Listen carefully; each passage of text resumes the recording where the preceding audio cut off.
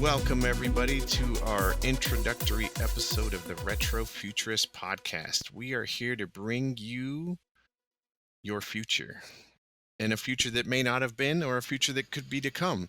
Today, I'm very excited because I've got my buddy WarLokk here. He's really fun to talk to, really enthusiastic about this topic, and we've shared some exchanges over the interwebs about how much we love this stuff. So I wanted to bring WarLokk on to really talk to you guys about what we consider to be fun parts of retrofuturism and things we consider retro future. And the cool thing about this topic, and I think WarLokk would agree with me, is you can kind of turn anything into this, looking at it from a certain angle. So we can kind of talk about anything we want to some extent.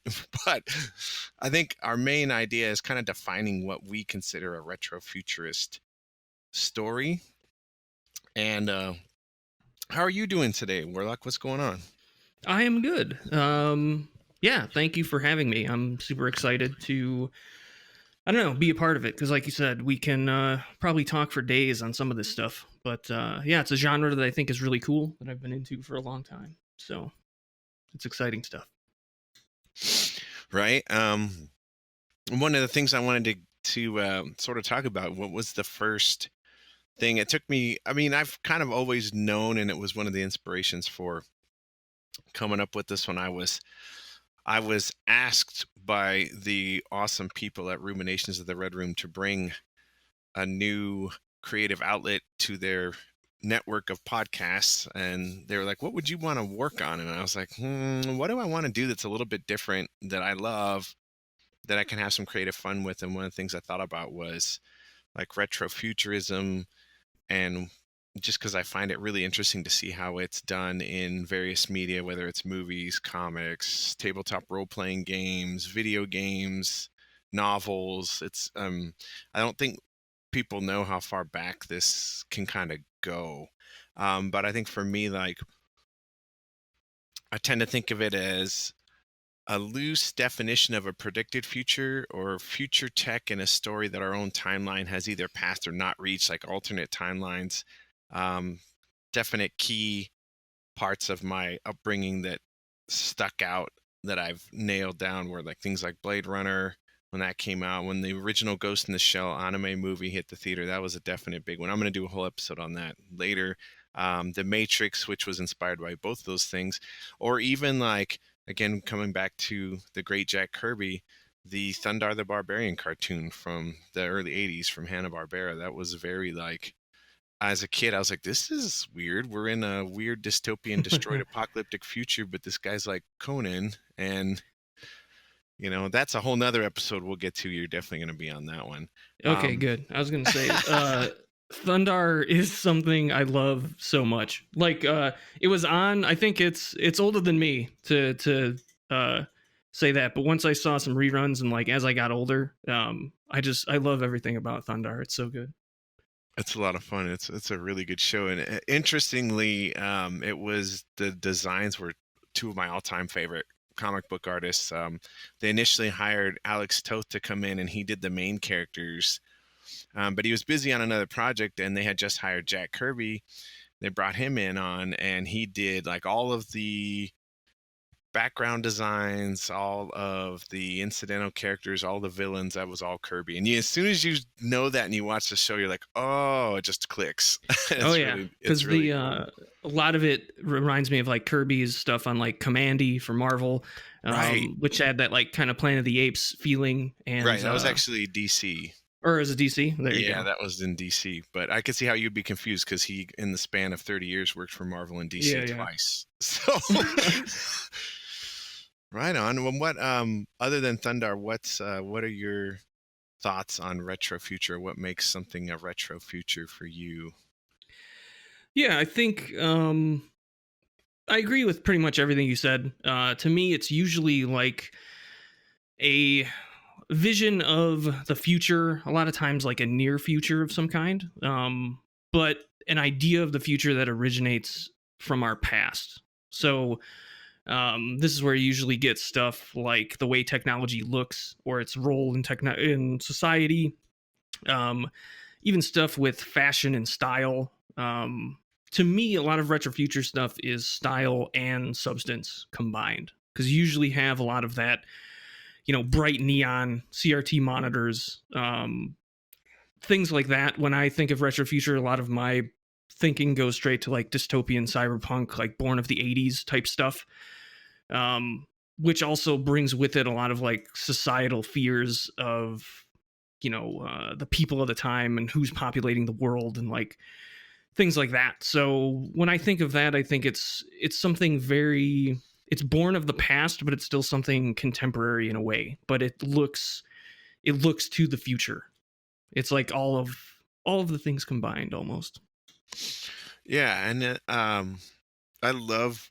That's funny you brought up the CRT, and I think like I have such a love affair with CRT. I mean, I grew up with the CRT my whole life. The modern flat panel TVs didn't come out till I was in my 20s. I mean, and I gamed on CRTs. Even my first HD 1080i TV was a CRT, because they were still the flat panels when they first came out. The LCDs and plasmas were so expensive, Right. and they weren't known for gaming at the time. Now it's the technology has improved, but whenever I see old sci-fi movies with CRTs, but it's in the future, I both like get nostalgic and happy, and then kind of laugh a little bit, because I was like, well, we obviously wouldn't have those if this was the year 22 something, because we don't even use CRTs anymore. Right.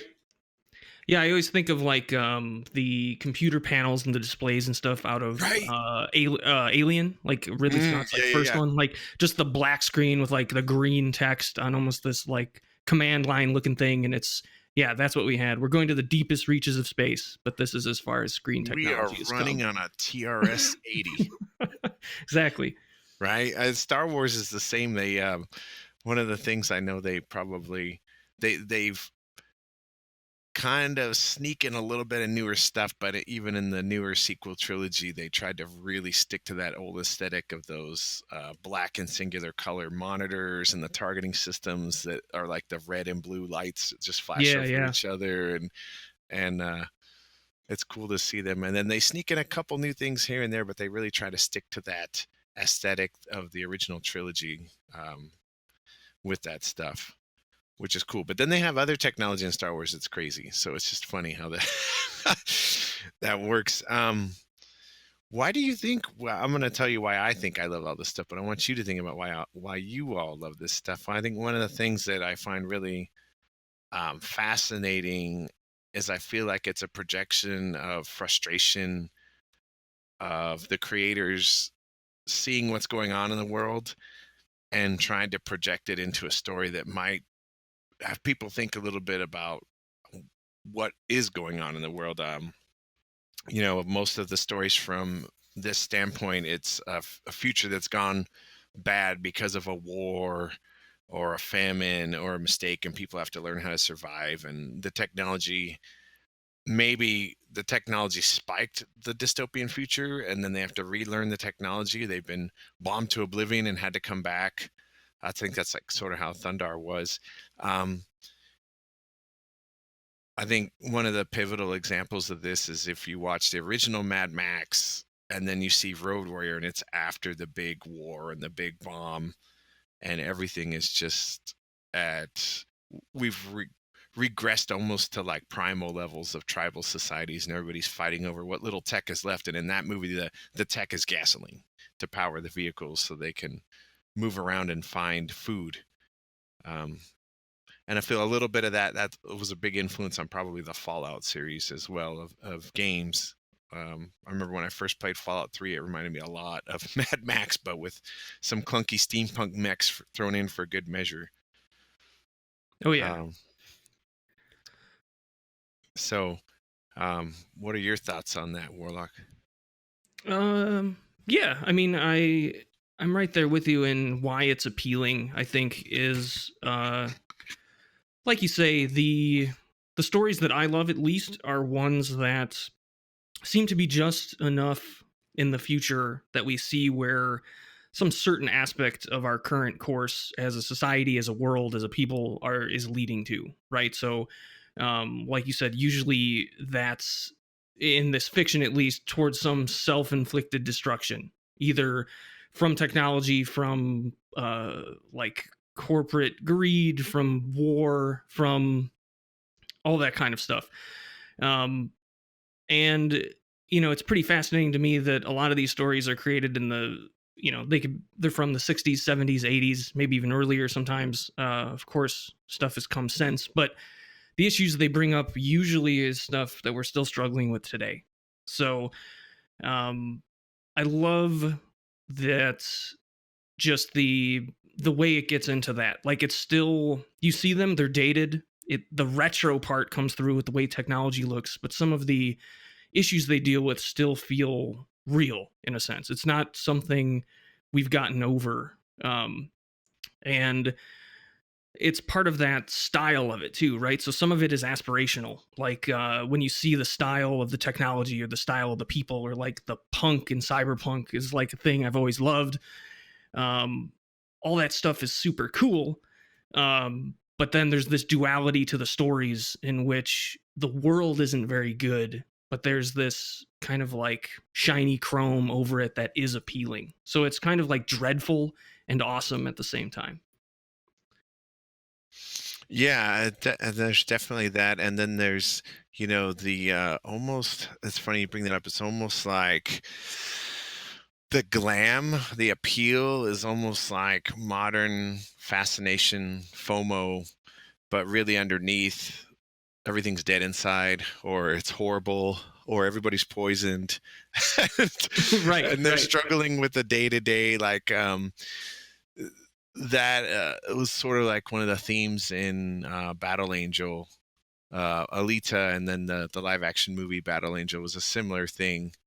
Everybody's obsessed with making it to that rich place, um, and that's almost a metaphor for some current stuff in society. I'm just going to get down to it. You had a thought on that, here in your notes about current events. Can you elaborate on that a little bit?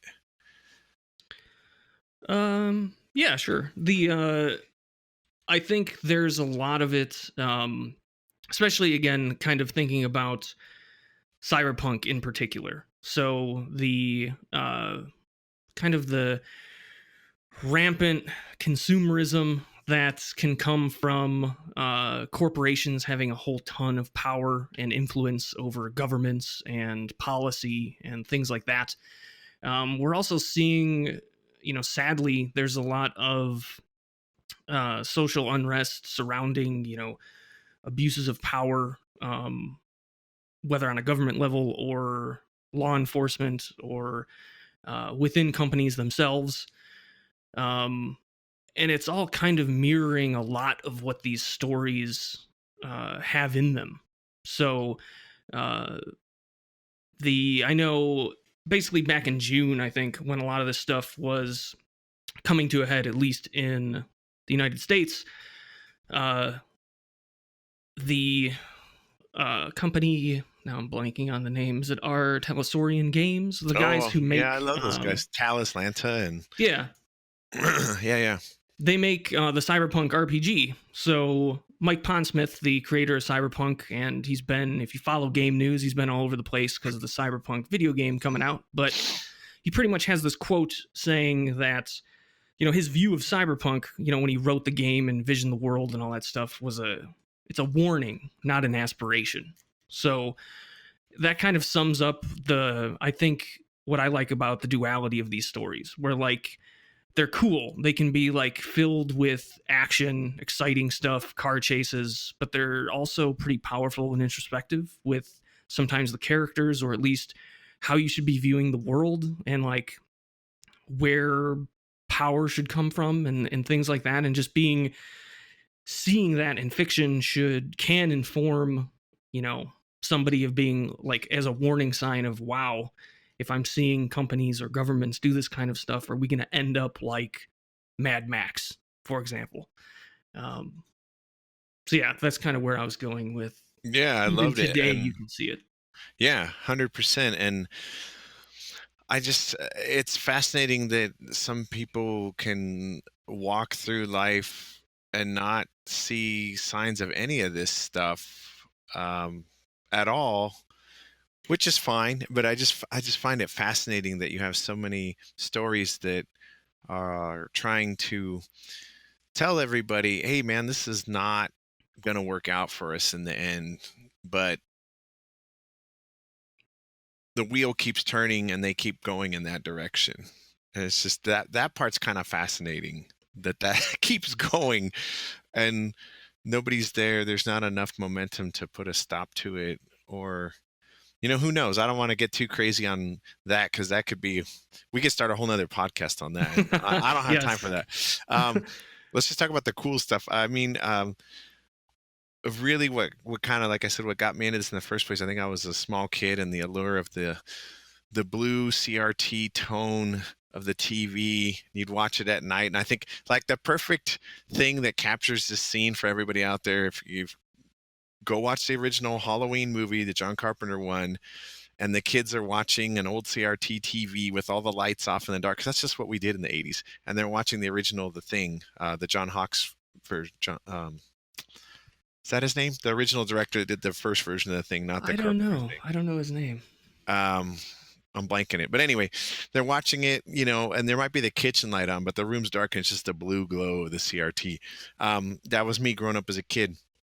We had one of those old wooden console ones that sat on the ground, and I remember we had cable, and I remember seeing the opening shots of Blade Runner because it was on HBO or something. I was like 7, 8, 9 years old or something, and it just looked amazing. I was like, what is that? And I had already seen Star Wars, but Star Wars you knew was complete fantasy, but Blade Runner looked like something that could happen in that 10, 20 year time span, right? Like and that's kind of, and it makes sense because it was designed by Sid Mead, who was probably the original futurist, anyway, seeing that, and I didn't understand it. Of course, the movie was way too deep for a eight-year old.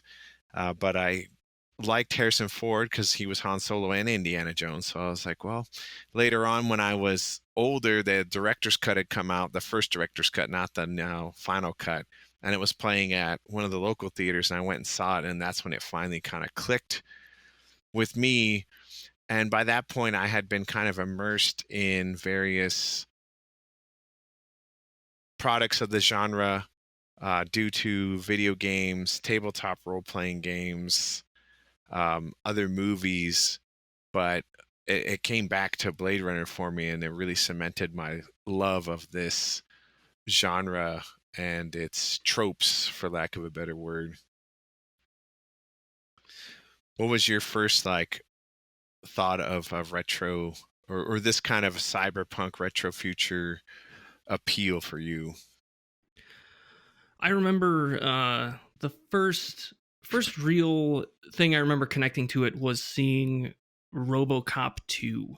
So I saw it later than it released because I think it came out in 1990.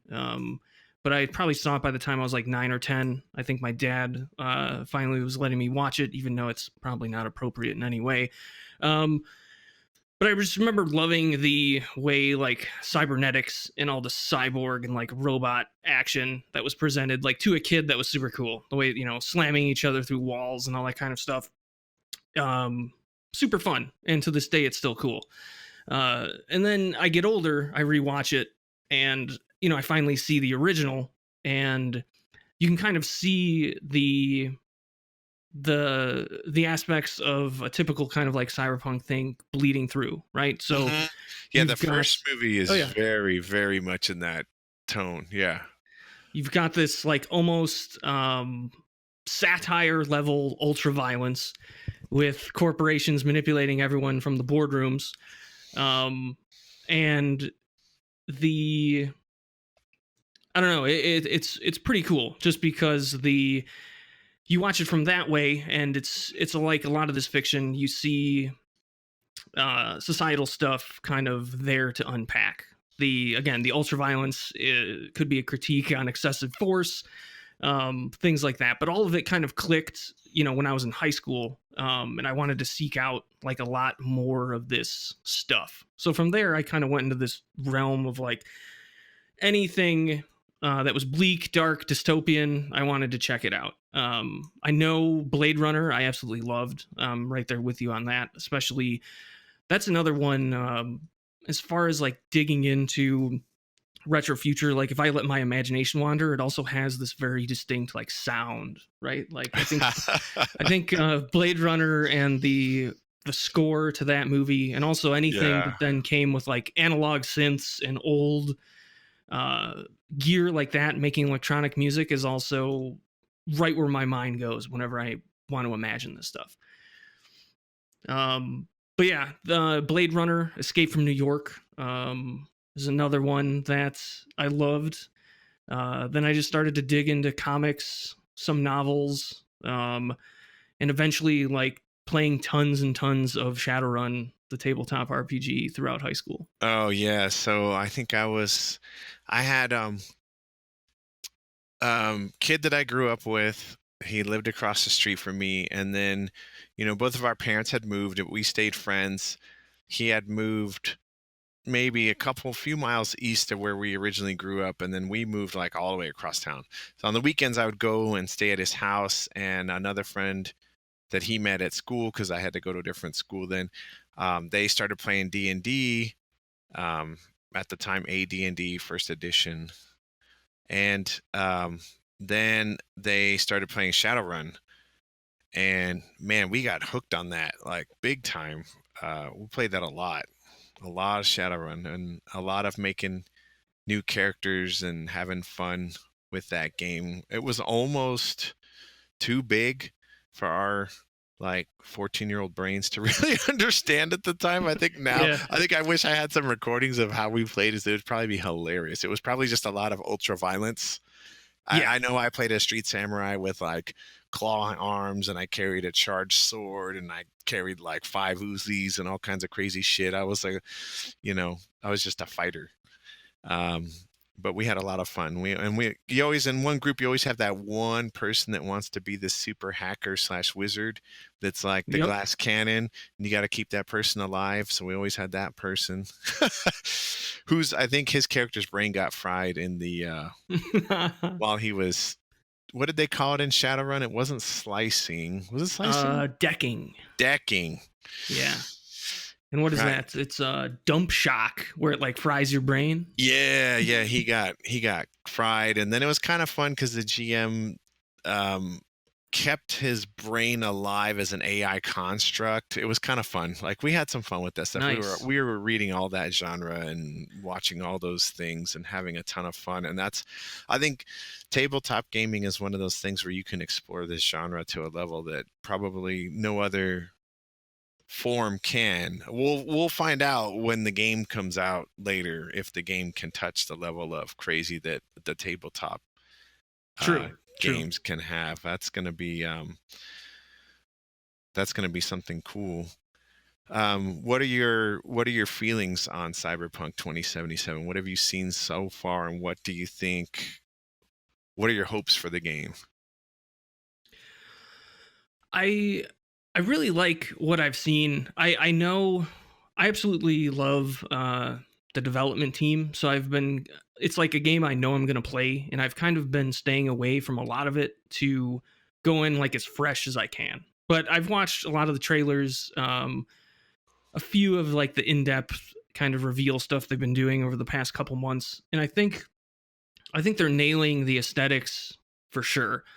And from some of the quest lines and some of the previews of the kind of narrative stuff, I think we can also probably expect some of that, like I don't know, like that shadowy like undercurrent to come bubbling up, right? Like you mentioned Shadowrun and like ultraviolence and Mm, Cyberpunk. If you're mercenaries and stuff, it's always like you're probably playing as people that are doing terrible things for sometimes money or Right. fame or something like that. So I'm curious how far they go into that. And the another thing that I think is cool, since you can upgrade your character with like cybernetics and stuff, and you mentioned your buddy becoming like a brain in a jar, like AI.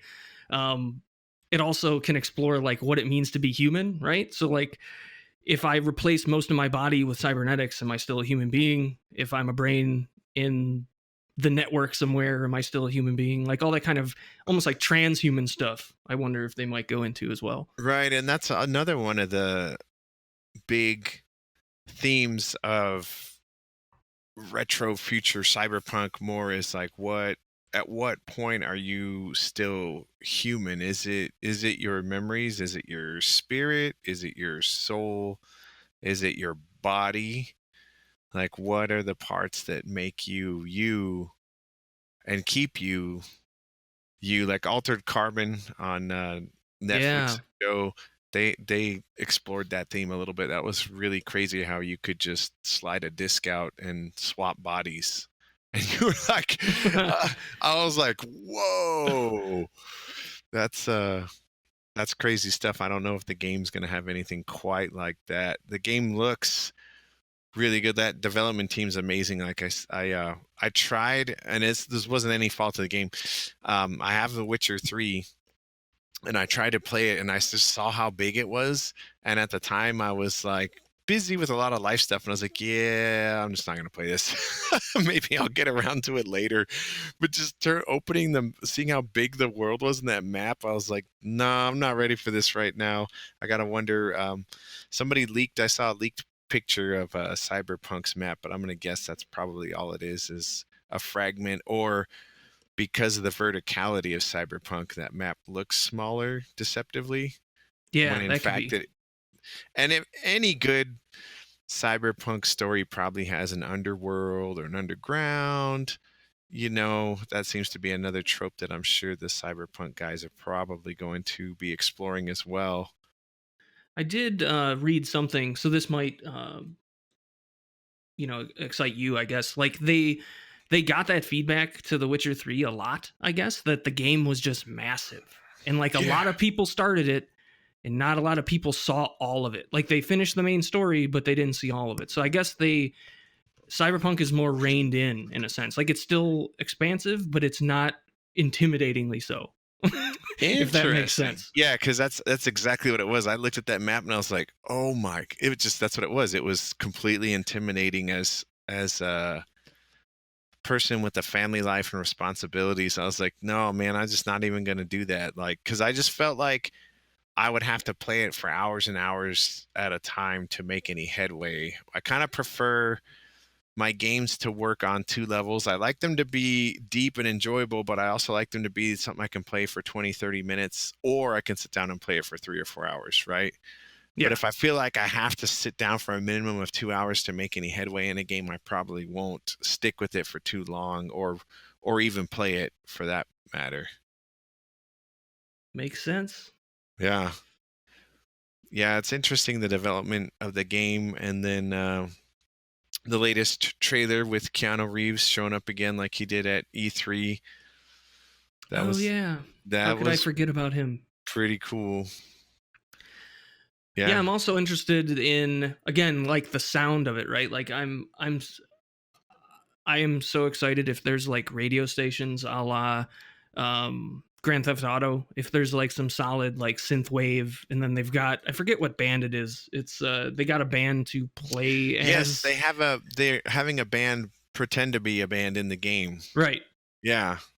So I think that part of it, like it's again that kind of like glam and punk and that kind of New like wave. societal stuff. Yeah.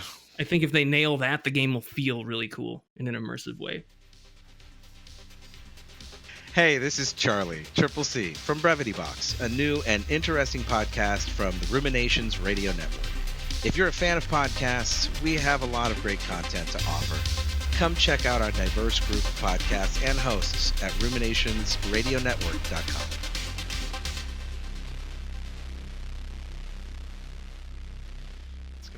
It's it's going to be interesting, and it'll be interesting to see what things they included um as far as tropes of the genre and what things they left out or had to change. Like, on paper, most of this stuff, or on any of the tabletop games, right, you can go full bionic. I mean, there are consequences, right? Mm-hmm. I gotta wonder how much of that is in the game and how much you can. I know there's some of that in the game, and it'll be interesting to see. It'll also be interesting to see. I haven't. I like you. I've been not watching everything on it because I kind of want to be mildly blown away when I first fire it up. I don't want to know too much. It'll be interesting to see if there are CRTs in the game. Yes. I'm also like pretty excited on the prospect of it.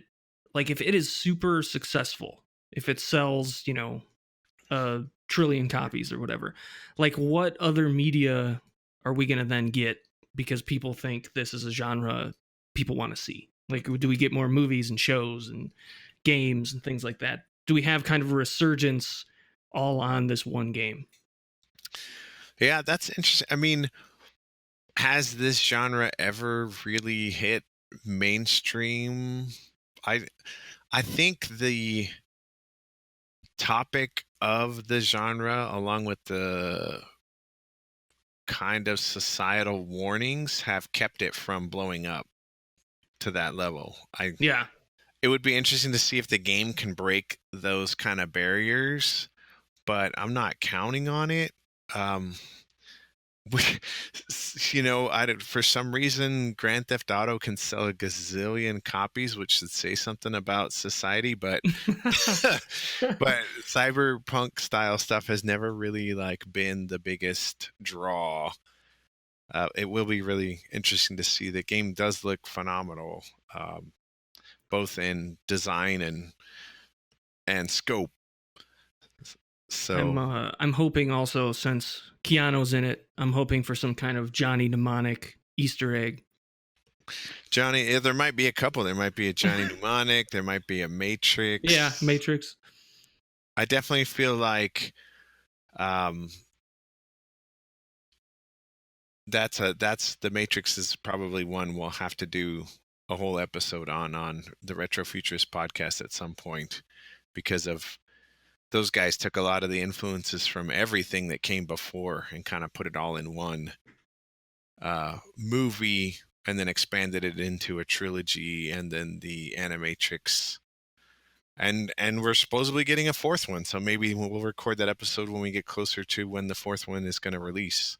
Yeah, there you go. What are your favorite cyberpunk retro future gadgets? Like, if you had to pick one of the gadgets out of this genre that really sticks out as something that's not really used in any other genre, or maybe it's just not as popular outside of the cyberpunk / retro future genre. Ooh, that is tough. Though I think, and we've seen it, I guess it's been used now, like it's expanded out a little bit, but I remember being absolutely blown away as a kid, thinking about the possibilities of direct neural interface with computers. So take this plug it into my brain, and now I'm in this machine. Doing things at speed of thought and stuff like that. And we see stuff like that in Ready Player One, or a lot of other stuff now has seen this kind of VR, you live in virtual world stuff. But I remember that thinking, if I could just jack in to the internet, that I don't know if my life would ever be the same. Yeah, I gotta wonder. It's funny being I gotta wonder if that from the fiction was the influence of VR technology, because they're trying to replicate sort of the same experience, and for some people it makes them really nauseous, right? I don't know if that's something to do with the refresh rate on the screens, but creating that world that you're in is a similar experience. On that same note, I think one of the things, and we still don't have the technology to do this, and it was just in the original Blade Runner, Ridley Scott's Blade Runner, the scene where he has the photo and he's manipulating the photo, and like almost like he's taking a two-dimensional photo and he can go into it in 3D and rotate around and manipulate the data from Yeah. the photo Yes. to get that detail of that scale, to look up to make it match was nuts as a kid. And that's something that's like, wow, it'd be cool if they have something like that in Cyberpunk. That would be a fun gadget to have where you could manipulate data in that way, where you could rotate around and check out objects. And along those same lines, what you were talking about with the neural interface, they had, and they sort of have these now. They're not quite as cool as they are in, say, something like Shadowrun, but like smart guns where it's hooked to a Yes. visor or something, and you still target with the gun, but your eyes help to line up the target more precisely. Yeah, and that's a very like I remember that stuff like that always felt very RoboCop, right? Like when it would switch to his like first person field of Yeah. view and he would be targeting exactly what he wanted and the gun, his arm just kind of moved. Like, yeah, that stuff from like a tabletop role playing game kind of thing. It was like, this is so cool.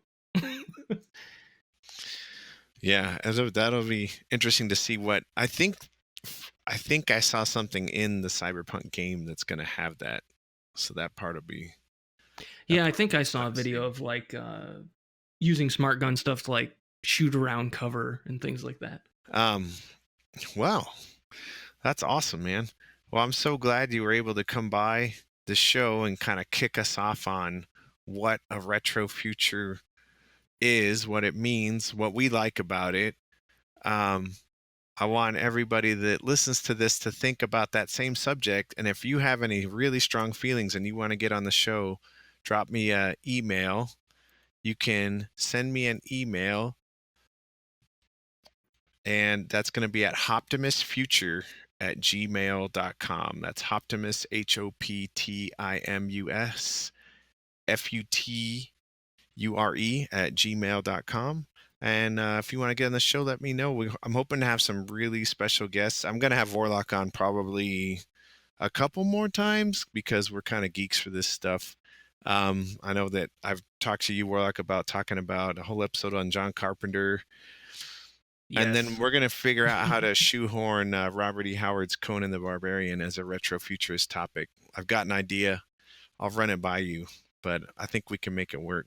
Sounds good. I even have a very bizarre tie-in thanks to the current Marvel comics. So yeah, we'll talk. Oh yeah, that's right. Yeah, it's interesting how that property has stayed around and then skipped around to various companies. So yeah, that will be really fun. And then we'll definitely probably do an episode on the Cyberpunk 2077 game on the show. I'll probably might have to get you on that one too, WarLokk, maybe with a couple other gamers, or we can really talk about it. Because I know a lot of the gamers, WarLokk and I are both on a gaming group called The Adult Gamer, theadultgamer.com, and a lot of gamers there are looking forward to playing Cyberpunk. So we'll probably see if we can grab a couple of those guys on to talk about the game and how it turned out. It looks to be a winner, but you never can tell. That's true. Any parting words, WarLokk? Words of wisdom? Oh man. Words of wisdom. I don't know. I guess I just want to say thank you for having me. And I guess my parting words of wisdom, what is it? Since we mentioned playing a lot of Shadowrun, we'll just go with never deal with a dragon. Does that work? That's right. That's right out of the book, the first edition book. Yeah. For sure. All right, guys. This has been Hoptimus with the Retro Futurist podcast. I want to thank my guest, WarLokk, for coming on the show. I hope you guys enjoyed it. We're going to be bringing you some fun topics. If there's any topics in cyberpunk, steampunk, or anything you think might fit retro future, again, drop us a line at hoptimusfuture@gmail.com. This is the Retro Futurist podcast, part of the Ruminations of the Red Room Podcast Network. We'll catch you guys later.